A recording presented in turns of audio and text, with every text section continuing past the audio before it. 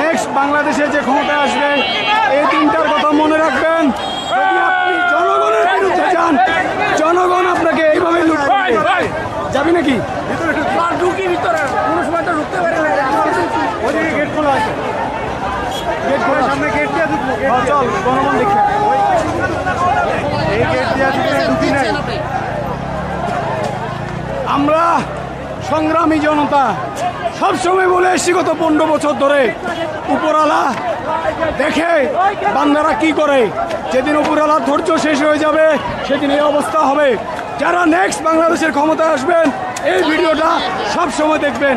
আপনি যদি too much করেন আমরা আপনাকে টেনে হিচড়ে বাংলাদেশের গতি থেকে নামিয়ে দিব। বল এটা নেক্সট যারা আসবে তাদের জন্য এটা এই উদাহরণ। নেক্সট যারা ক্ষমতায় আসবেন তাদের উদাহরণ। এই গণভবনের ভিডিওটা দেখে রাখেন। আপনাদেরকে টেনে ফেলে দিব যে দেশের টাকা দেশের বাইরে যায়। আমরা জনগণ, আমরা যাকে পছন্দ করব তাকে আনবো, যাকে ভালো লাগবে না তাকে আমরা ফেলে দিব। এটাই গণতন্ত্র। আমাদের কথা বলার স্বাধীনতা থাকতে হবে, মুখের ভাষা কেড়ে নেওয়া যাবে না, বলি আমাদেরকে কেড়ে নেওয়া যাবে না।